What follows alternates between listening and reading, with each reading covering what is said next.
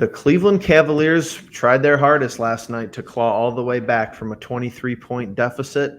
They can't get the job done. They go 1-2 in the last 3 games since we were just with you.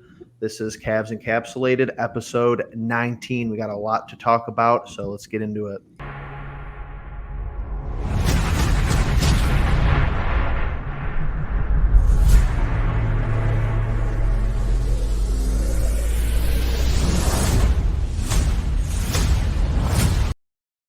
At the top, before we get into it, you guys are insane. 500 subscribers, big goal checked off the list. 1,000's up next, though, so tell your friends. Make sure you hit that like button. Stop right now. Pause the video. Okay, and then go hit the like button. Nice. And make sure that if you're not subscribed and you just watch us kind of recreationally, make sure you do subscribe. It's totally free. It means the world to us. And if you can't stand our content in the future, you could always unsubscribe. So, since episode 18, the Cavaliers fell to the Pistons 106-103, and then they beat the Wizards 92-86 in a great victory, honestly. And then last night on Monday, they lost to the Timberwolves 127-122. My only bullet point there is when we hold our opponent under 100 points, we win. So that's really how I'm opening. I'm going to start with Logan because he said he's got a lot on his mind. And the first thing is, what is the most startling aspect of these 3 games to you? Was there any positives? Was there mostly negatives? I just want to hear your thoughts. Plenty of positives. I'll start by saying that there's plenty of positives. Where the hell is Darius Garland? And I understand we got a little update today saying it has to do a lot with, one is pain and actually being his mobility. And I would like to see him get 100%. But, hey, Boston's on our ass right now, like really big on time our ass right now. And it becomes a little bit more like a balancing act. Okay, what games is he going to play in? I thought last night in Minnesota, and I can't speak for his health. I can't speak for what they know, what we know, obviously. I thought that was a game he should have played in against a team that's playing very well right now, who's dangerous, who clearly has some good young scorers that hurt us last night. We need somebody to counteract that because we didn't have it. Last night we wasted a great performance from Kevin Love and Jetty off the bench, the two-headed monster. We wasted a very good starting point guard spot for Brandon Goodwin, who I want to give a lot of credit to. The guy has been playing very well whenever he gets his minutes. He didn't get a few minutes when Garland came back. Rondo was the backup, and now we're in a situation where Brandon Goodwin has to get us off to good starts. He did it last night. Got off to a great start. It was like shades of the first time he played Minnesota this year. And it says a lot about his character, a lot about his drive, a lot about his talent that he's able to come in and put in a double-double type of performance and be a guy that is really tough to stop offensively. He runs the offense very well. That's a bright spot. Brandon Goodwin played some great minutes. What sucks is, again, it ended in a loss. Too many mental lapses, right? And we had 3 very close games in this last week. We're missing 4 guards, totaling, I think, upwards of 60 points, what Brad Daugherty kept saying yesterday on broadcast.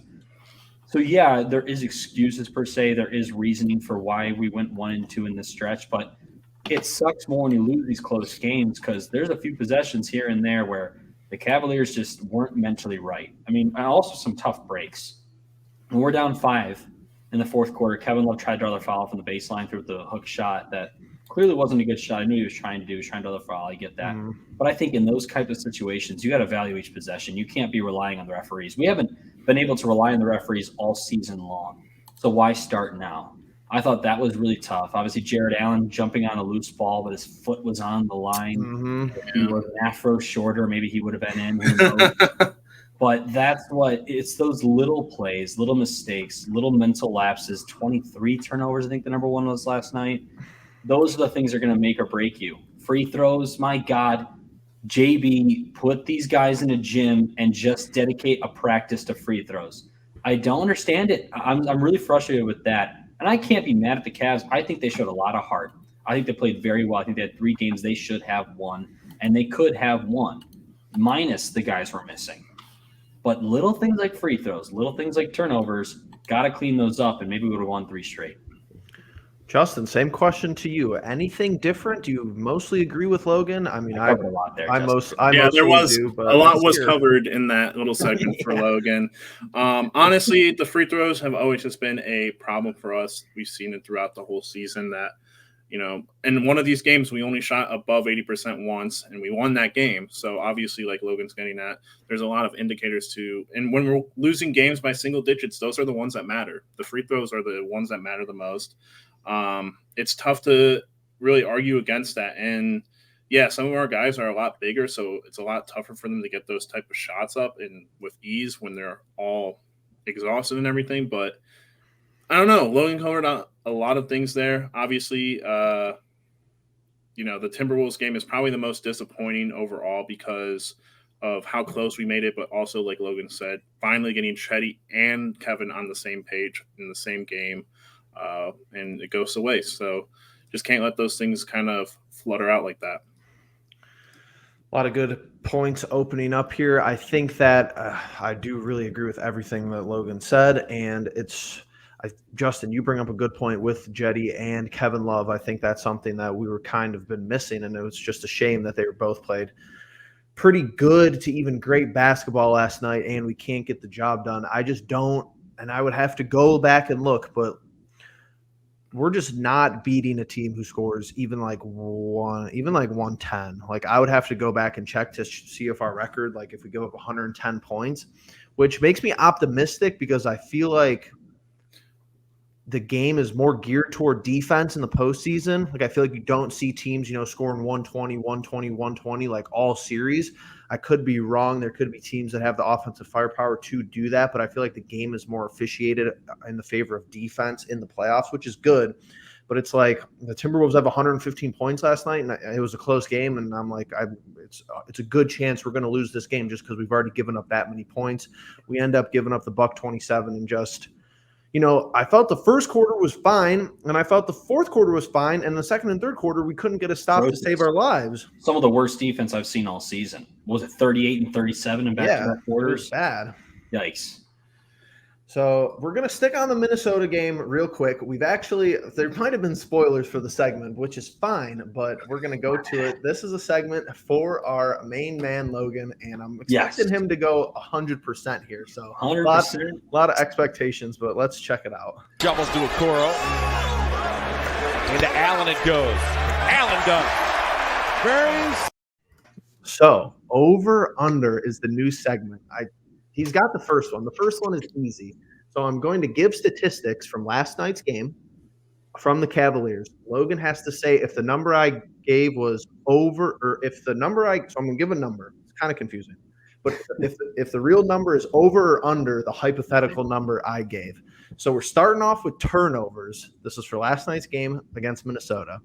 Logan, did the Cavs have over or under 18 turnovers last night? I think you know the answer. I'm punching the over, man. All day. He was 23. Am I right? It was 20. Oh, wow. But that was another thing. Like, not even the bad defense. It's like we had 20 turnovers and we could have won if we played something ridiculous, like 32 points off those turnovers. Something ridiculous because Minnesota loves to run. They're one of the best in transition teams in the league. I don't even know, but it's like if Cat doesn't make that three, there's like a chance where we win that game and we still have 20 turnovers. Yeah. So I think it's easy to look at these games and be like, oh, we're playing bad basketball, true, but it's like, is it really bad? Like, can it be fixed? Like, is it 5 or 6 less turnovers and better free throw percentage and we win these games? Like, I think that's a good portion of what we're looking at here. But so that was the easy one for you. Now we're going right into the Cavs free throw percentage. I think Justin knows the answer because he was just hinted that he was looking. But over under last night, the Cavs free throw percentage, 79% over under. There's no way it was more than 79%. It was more than 79%. Oh, crap. Well, okay, here's the thing. They missed the big ones, though. That's what it was. So it hurt a lot more. It felt like we missed a lot more because we missed the ones that could have turned the tide of the game. But Eddie missed a big one. Yeah. What about it? But they were 85.3% from free throw last night, 29 of 34. You're lying. Unless Google's living. No, Minnesota. See, here's the thing about last night, because I thought we were getting hosed last night too. We shot 34 free throws last night. Minnesota only shot 19. But that is kind of like the difference in play style. All they do is jack up threes. But Justin, I think you knew that. Yeah. So Jetty missed one at the end, right? Jetty missed one. Jetty missed the big Mobley missed one in the fourth. Kevin Love. No, he went 7-7 at the line. But there was just some big misses down the stretch that made me feel like it was like, here we go again. But that's the thing, though. If you shoot 100% for 3 quarters, that's awesome. But if you miss a couple in the fourth quarter of this kind of game, it feels like you missed a lot more free throws because the impact is a lot greater. That's an interesting stat, though. That's very interesting, and it is very impact. It is an impact statistic. If you miss a big one, it doesn't matter. If you made a bunch of them before that. And here we go to number 3. So you're 1-1. You're correct on the turnovers, and you're wrong on the free throw percentage. But we're going to go to some player statistics, and I want to hear what Justin has to say about this after Logan gives his answer. Lamar Stevens minutes played last night. Did Lamar Stevens play over or under 7 minutes last night? I know he got a few minutes in the first half, and he came in for a hiccup in the second half. I think you're trying to fool me. It's like 6:33 under. So under is correct. Yes. But Google says 5 minutes for him. He didn't get 10 minutes, though. And isn't the stat ridiculous when he plays at least 10 minutes a game? Yes, that's what I wanted to hear from Justin. Because he played 0 minutes against who? Washington. Right. Is he in the doghouse? How on earth can he not get some minutes? Go ahead, Justin. It's kind of incredible that we've been talking about Lamar Stevens in this capacity because, like earlier in the season, you would have never imagined that he'd be reduced to nothing. Basically, I mean, he was playing such a big role. He would step into the starting role at times, and even into those finishing lineups. And it's just like crazy because Jeff sent in the group message one of our G League players who's putting a bunch of buckets, and it's like, oh, that'd be great to bring him on. But then, like, I just remember, we have Lamar Stevens. We have these guys that are really good players already on the team. They're just not getting their opportunities. And it's interesting to think that, like, hey, would this guy from the G League that we bring up, would he actually provide more than what a Lamar Stevens does? Or guess what? A Dean Wade who got to play more minutes than Lamar Stevens. So that one doesn't make sense to me anymore. Yeah. Well, and you're right. It doesn't make sense anymore because he used to. I don't know. It's weird how our guys after 7 and 8 come off the bench. I guess 7 and 8 because of LeVert now. But Dean Wade, Lamar Stevens, they all played great in situations. 4 guards. Rotate in and out. Who cares who's really on the floor?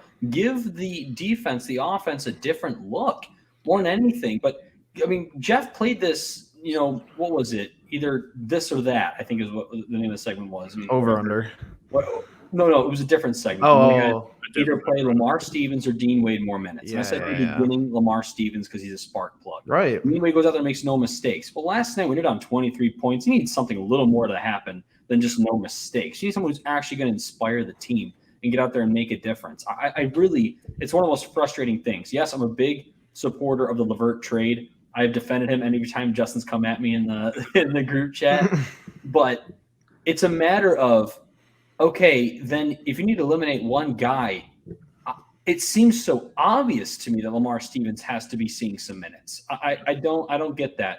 I think Dean Wade is the perfect guy when things aren't going right and you're making so many mental errors, then you throw him in. But I think Lamar, having just that energy every single game, at least 12 minutes, I'm asking for 10 to 12 minutes of Lamar Stevens, I think would be a perfect role for him.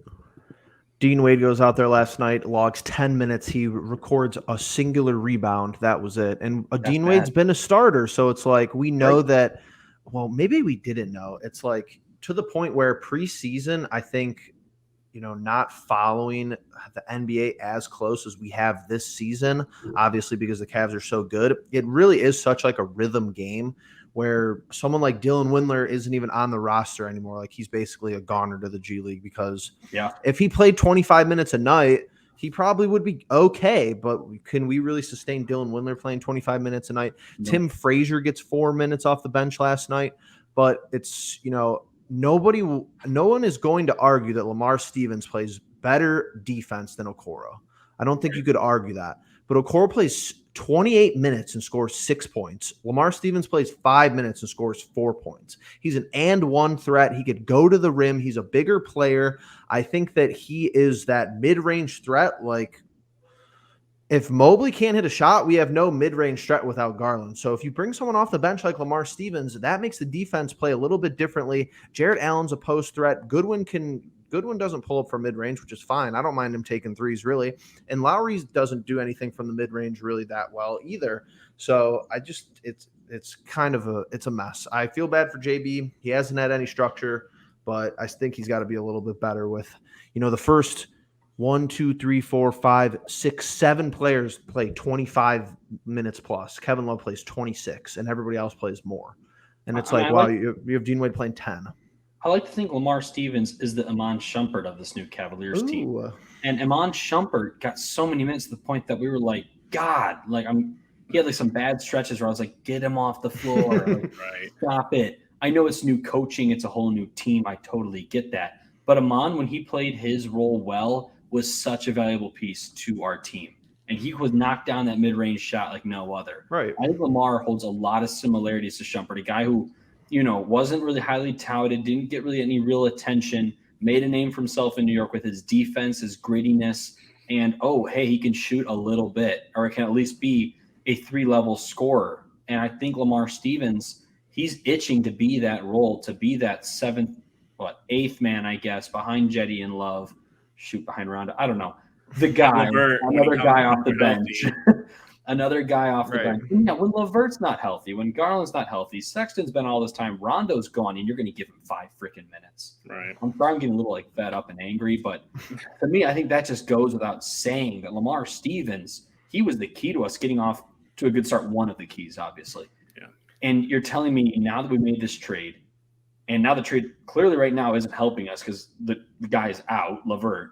We can't go back to what was making us successful. We want to stick with, okay, this is what we would run if LeVert was healthy. I don't know. I just struggle to understand that. I get it's a learning thing. I get it takes some time, but we don't have a whole lot more time here, guys. No, we really don't. So you're 2 for 1, or you're 2 and 1. Oh, there's still another one. There's one more. There's one more for all the marbles. If you get this right, it's a success. If you get it wrong, I don't know. And this one might be tough, but if you looked at the box score, I think you'll know. Brandon Goodwin, over or under 11 assists for Brandon Goodwin last night? He was over. He had 12 assists. Bingo. 12 assists. That was my favorite part about last night. Was him with the 12 assists, like you said, to start the episode. Just starting us off. Another game we get off to a good start. Weren't we beating Detroit like 13 or 16 points in the first quarter? That one game and we ended up losing. Yeah. So that's over under. That's a new segment of the week. That was a good job by Logan. I gave him some tricky ones there, but I know he watches the box score. Maybe we're going to have to do it next week with the game. The only one I got wrong, I wouldn't have been blamed for being wrong for. Free throw percentage. Come on. Well, yeah, that is true. Out of our freaking body for that one, apparently. Well, we're going to a clip reaction. So we have a clip reaction, and then I'm going to let you guys take the floor. We'll let Justin talk, maybe get some things off his chest, and then we have upcoming game predictions. We got 3 more to talk about, and we're going to hop on out of here. But I thought this would be interesting for Justin to talk about, because being a football mind and having set plays, there's always a set play on a football field for the most part. Could break down, etc. But NBA, it's not really like that sometimes. But when it is, it's kind of interesting to take in. It's kind of cool to watch. So for a clip reaction, I want you guys to make sure you watch Jetty Osman on this play. This season, Towns we'll take them. Yeah, this season, Towns is 0 for 10 against the Cavs. Goodwin to Allen.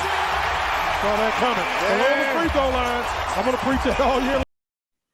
So that was pretty quick. I'm not going to lie, but that was a set play. I don't know if they came out of timeout, but Jetty screens Karl Anthony Towns. There was a screen up top, and then there was a screen on Karl Anthony Towns, and it was an easy lob. How do you guys feel about that? Do you think JB needs to run more of that, Justin? I feel like Ja is the recipient of a lot of these plays, because I feel like he's kind of the key to how the game's going to go for us. When you have Goodwin and you have Garland passing like they were, how they have in the past, he's a big key to getting things started in the middle. But yeah, I've always thought that JB's been fantastic coming out of timeouts with design plays offensively and just when he calls those timeouts. So I think he has a really good, down pat feeling for this team and what he can do with it. And I don't think that changes with, Garland being out. that's something you can run all the time with Mobley or Josh. So.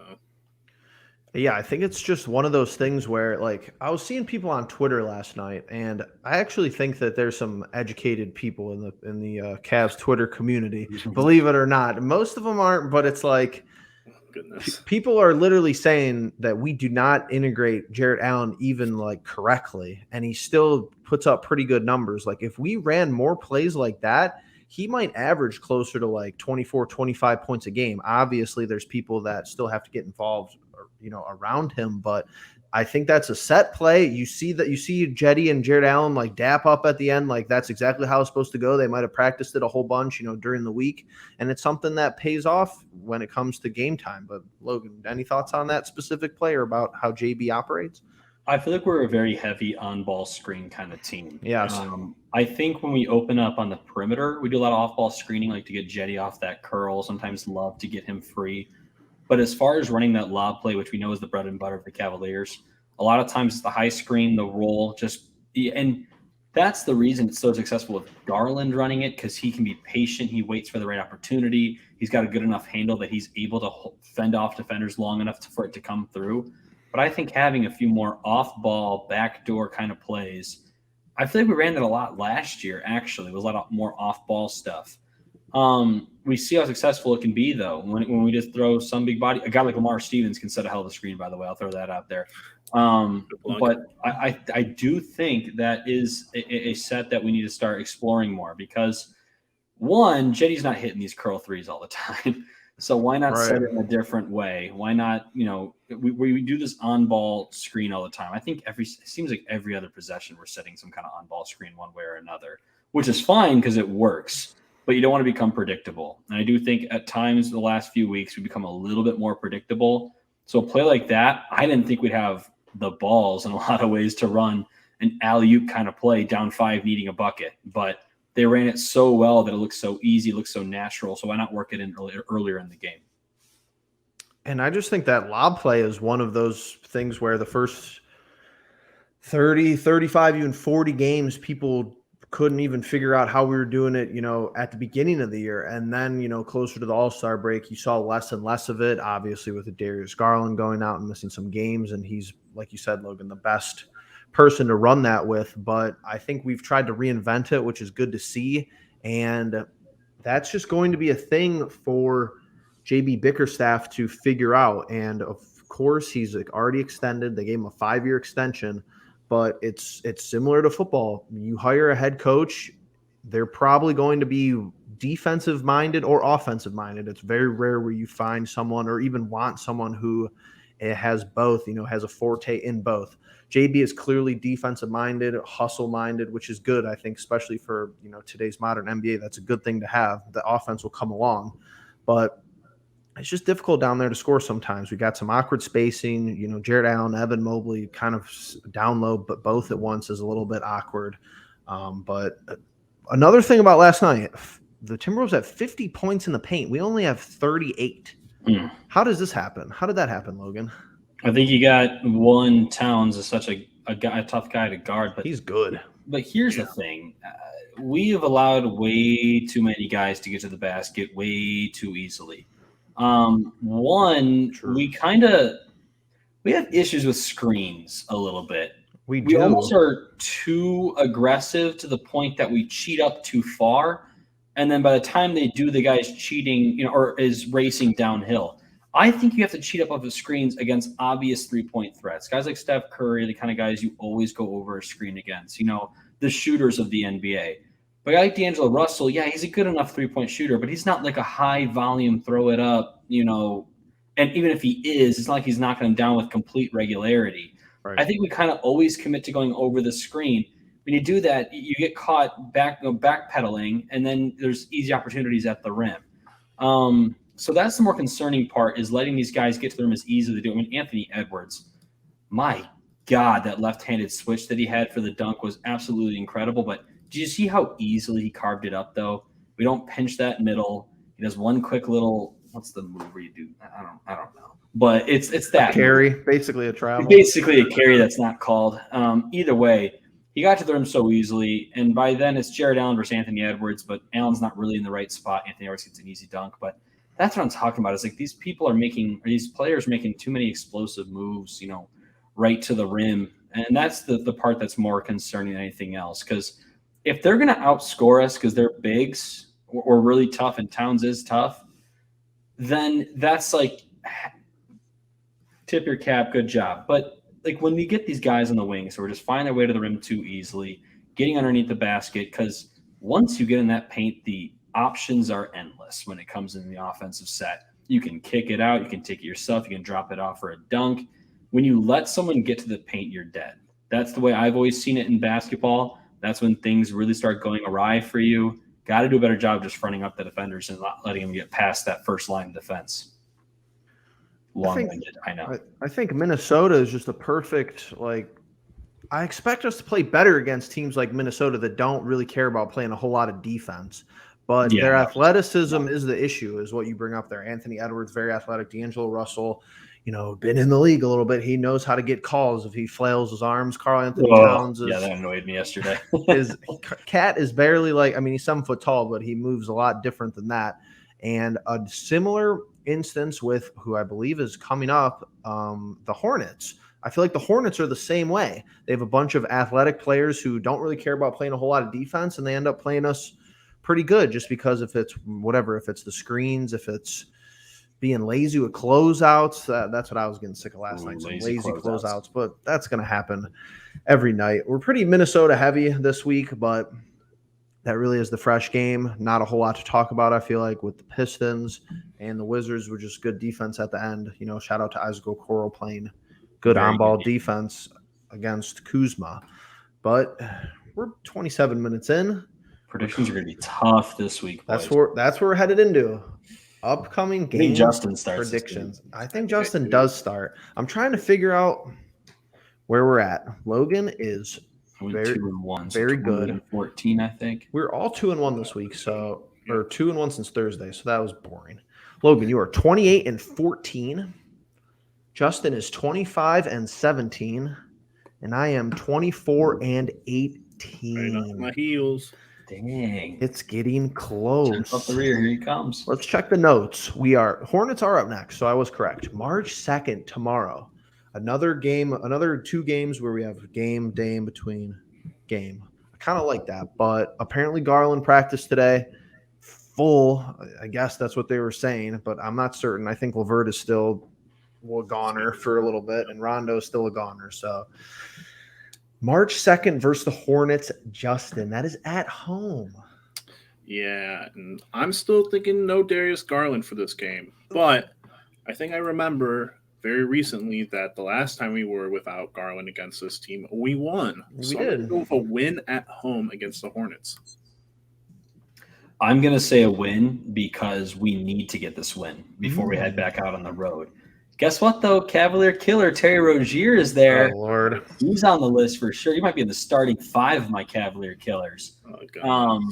But I do think this is an absolute necessity of a win this time. I mean, with Boston hot on the heels, you're about to go on the road. You're at home. You got to try to ride that. Because I think Minnesota just ended an 8-game win streak at home for us, if I'm not mistaken. 8 or 9. Whether Garland plays or not, I think they just have to really grind this one out and get this win. Also, you want to fend off Charlotte as much as you can because they're not too far behind.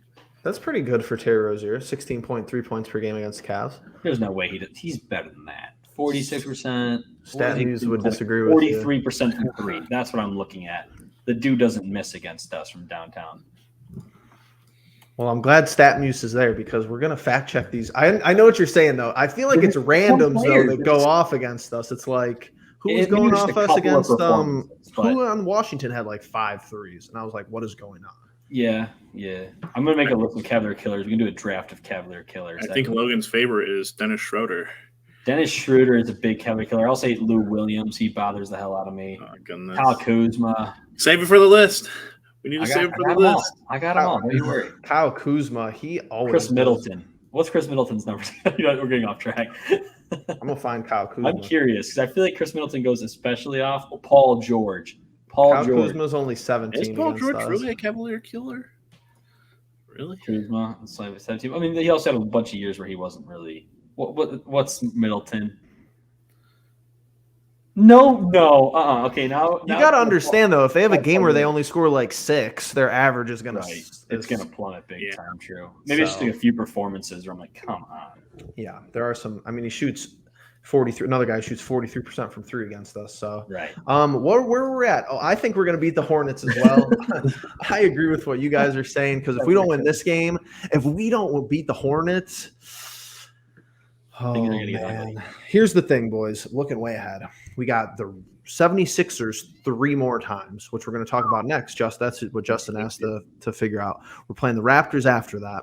We have to play Miami once.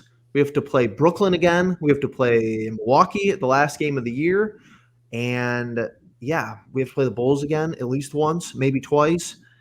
It's going to get interesting here. But Justin, kick us off at Philadelphia, at the 76ers. At Philadelphia, the new duo of James Harden and Joel Embiid, currently undefeated, and will probably stay that way through this stretch of games. So I'm going to go with a loss here, and I don't think Garland's back yet either. I think they're holding off Garland till the weekend with the Bulls and Heat. I think that's next week maybe. I was thinking maybe a return for the Raptors, but the Raptors are also right there. So yeah, okay. So Phil, I remember Jeff asked me who's going to finish the better record, the Cavaliers or the Sixers, and the Cavaliers or the Celtics. Obviously, that was pre-James Harden trade. Yep. I'm going to make my excuse now. Celtics are obviously on our heels right now as well, so I could look real stupid soon. But when it comes to the Sixers, I could see a world where the Cavaliers somehow upset them because, sometimes things aren't always sunshine and rainbows. Sometimes you get a little overconfident when you get your new stud, your new player, and you have a hiccup here and there at the early stages. It's not going to happen this time. The Cavaliers are going to lose. But I thought I'd just throw in that caveat there that, maybe the Cavaliers could do it. But in my official prediction, I got to say loss. So you're saying loss.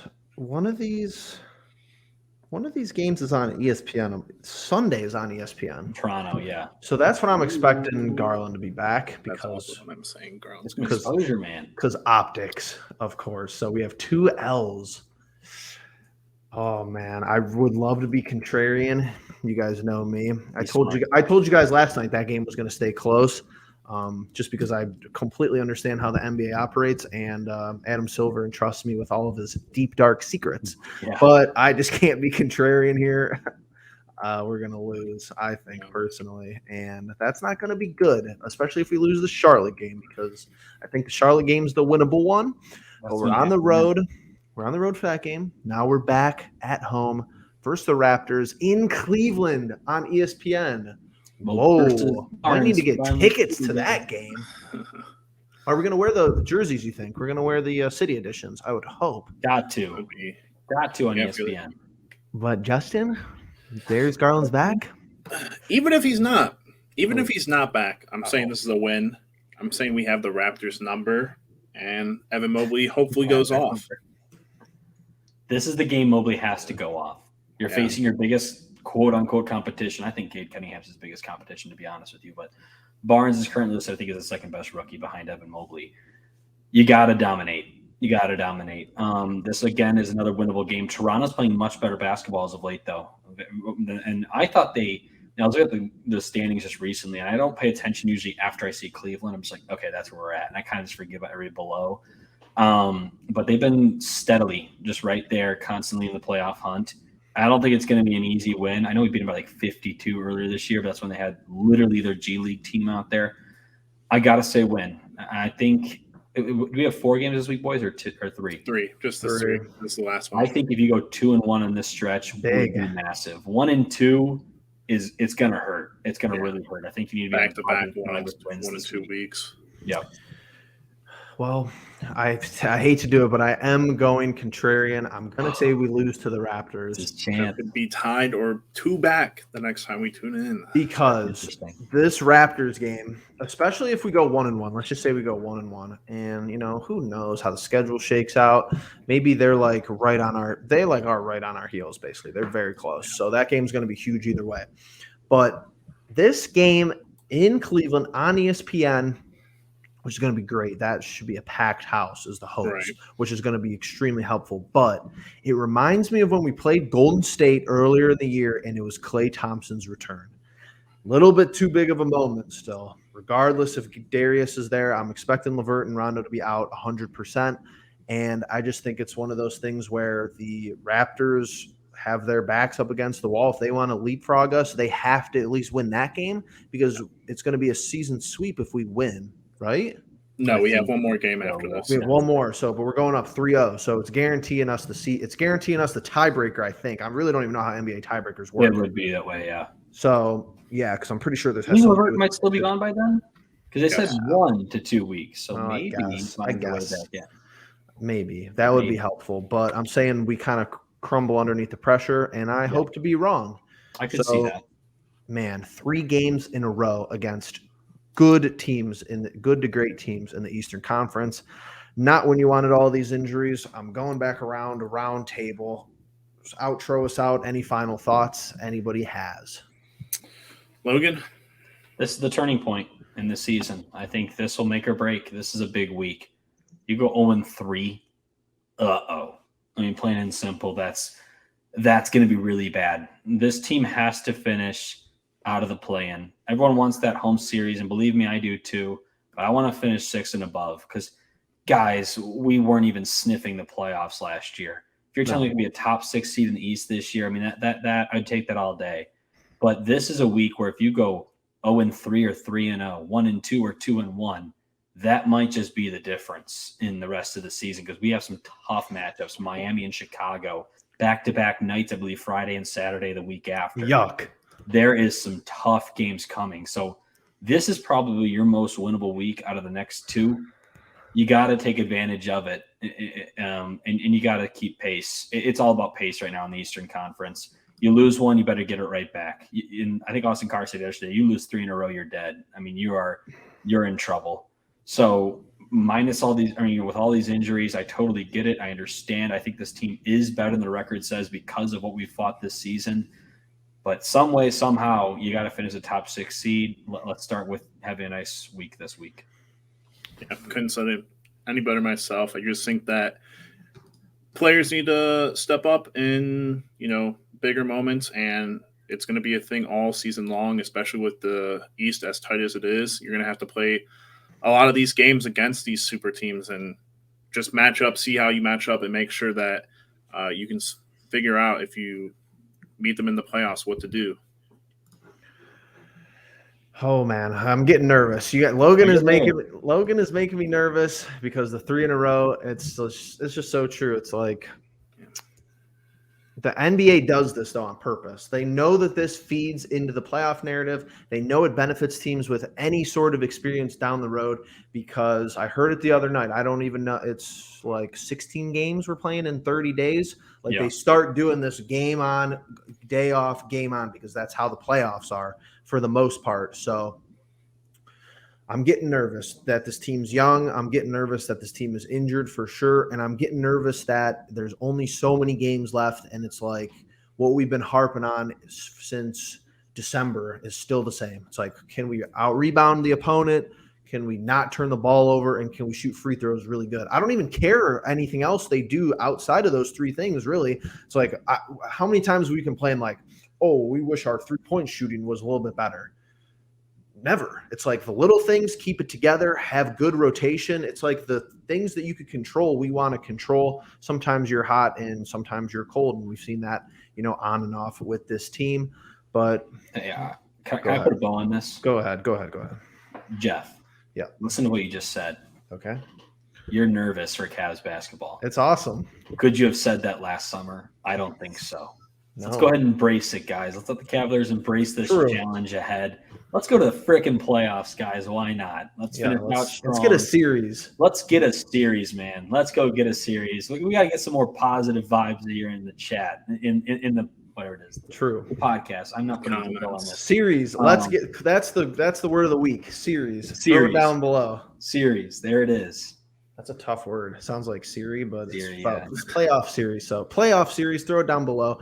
We appreciate you guys. We're coming hard with content.